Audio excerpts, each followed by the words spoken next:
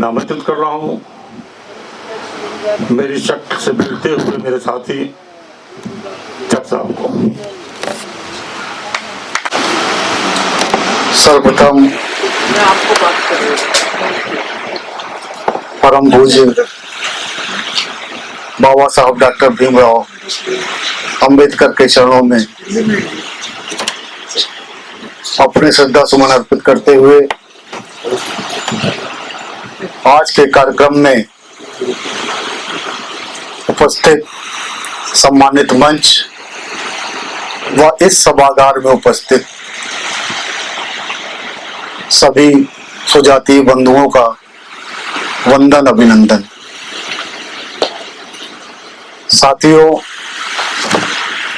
सामाजिक कार्यक्रम है और जो मुझे पूर्व से जानते हैं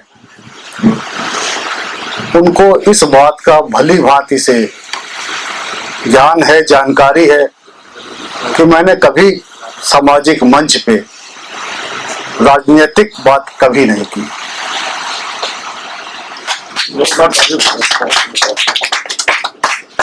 आज इस सभागार में मुझसे पूर्व में जिन्होंने उद्बोधन दिए, जो एक बात सब में कॉमन निकल के आई कि संख्या हमारी ज्यादा होते हुए भी,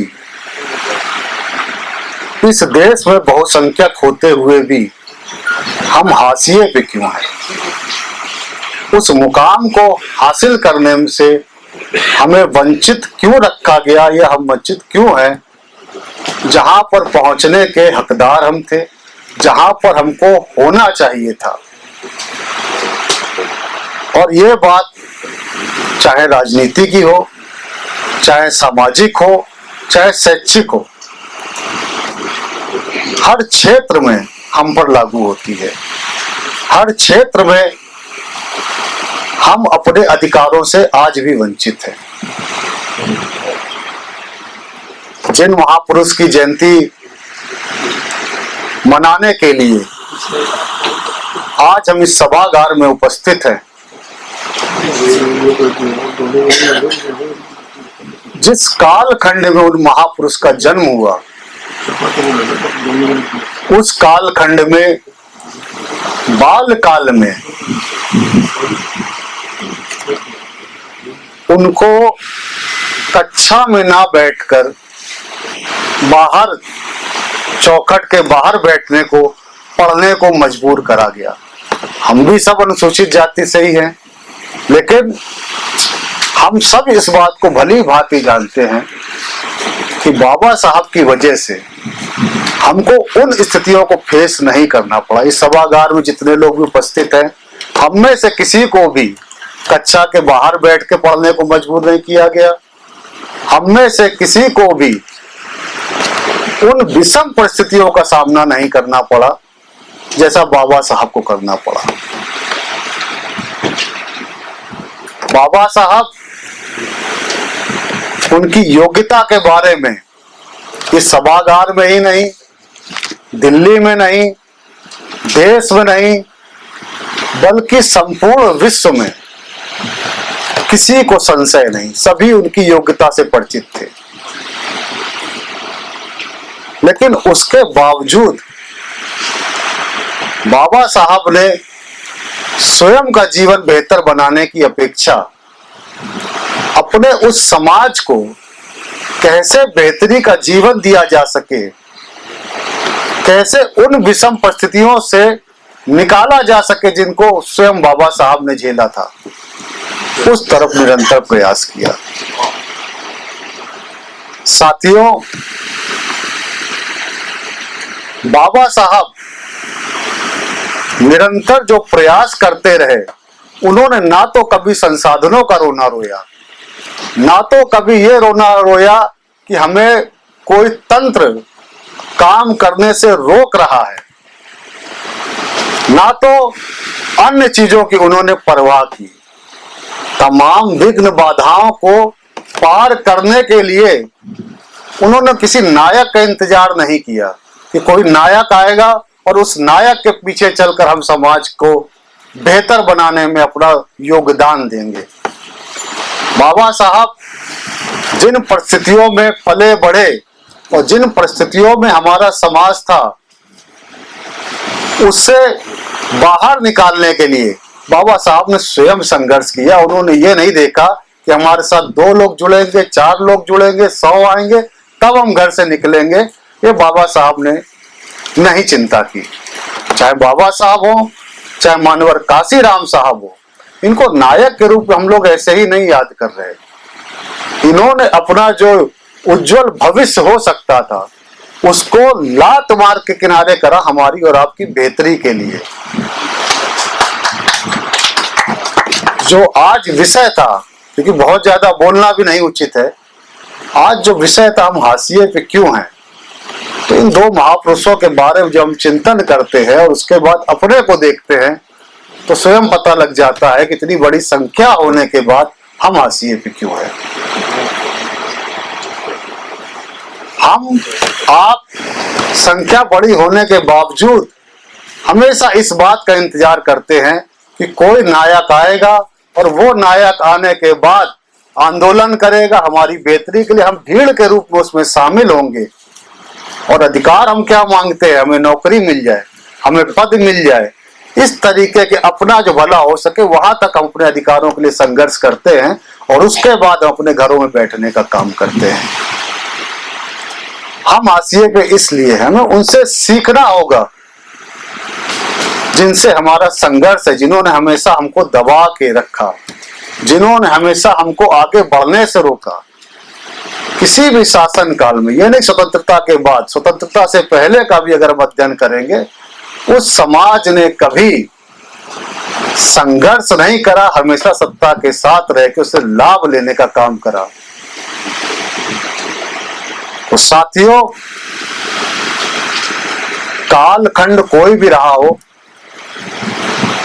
हम हमेशा संघर्ष करते रहे, लेकिन संघर्ष के बाद जब परिणाम की बात आनी चाहिए, जब उसका लाभ लेने की बात आनी चाहिए, तब उसमें सदैव पिछड़ गए।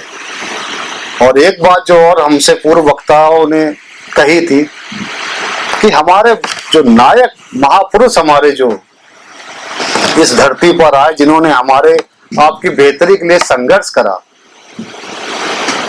उन नायकों ने तो अपना पूरा जीवन खपा दिया हमारी और आपकी बेहतरी के लिए।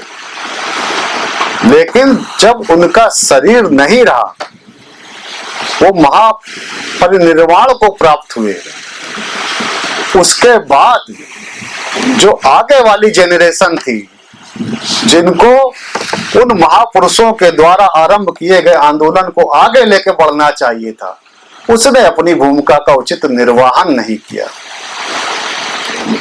बाबा साहब के बाद मानवर काशीराम साहब का उदय, लगभग 15-16 साल का डिफरेंस।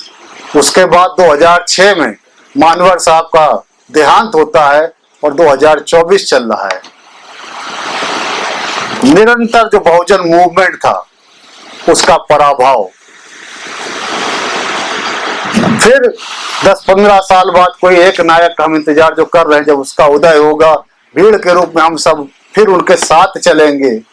साथ चलने के बाद आंदोलन जब यहाँ पे पहुंचता है और उसके बाद दूसरी पीढ़ी जिसको उसको आगे लेके चलना चाहिए, वो फिर से खुद ही फल खाने के चक्कर में कि हमें सारा श्रेय उसका मिल जाए, उस आंदोलन को बर्बाद कर देती है। हमें इससे कुछ सीखना होगा, अपने भूतकाल की गलतियों से सीखना होगा, भविष्य को बेहतर बनाने के लिए निरंतर प्रयास करना होगा। निरंतरता का अभाव, नायक की तलाश, इसको दूर करके हमको स्वयं नायक बनने का प्रयास करना होगा। तो मुझे ये कहने में गुरेज नहीं कि आने वाले कुछ सालों में निश्चित ही हम उस मुकाम को हासिल कर लेंगे जिससे हमको वंचित करा गया है। संख्या बल हमारा बहुत ज्यादा है, लेकिन जब हम सब नायक बन जाएंगे तो चाहे जितने बड़ी बाधाएं हो, जितने विघ्न हो, हमको कोई रोक नहीं पाएगा। इस बात को मैं पूरी जिम्मेदारी के साथ कह सकता हूं।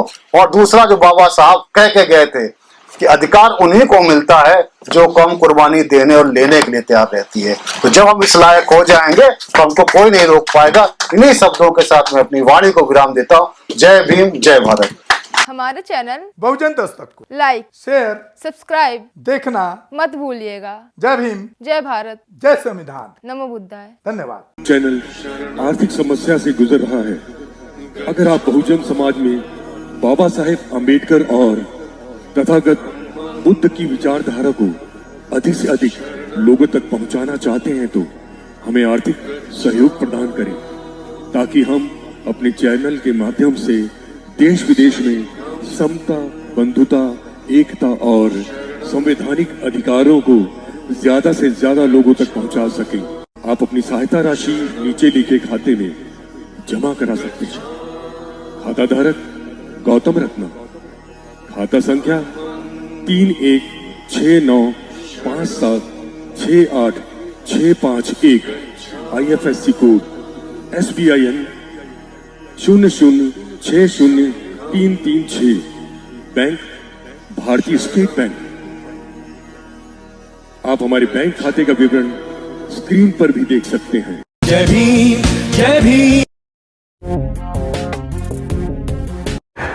मैं गौतम रत्ना आपका बहुजन फिल्म प्रोडक्शन में स्वागत करता हूं और आप हमारे प्रोडक्शन हाउस के अंदर अपना कैरियर बना सकते हैं as a film director, as a producer and actor and actress and editor and cinematographer also.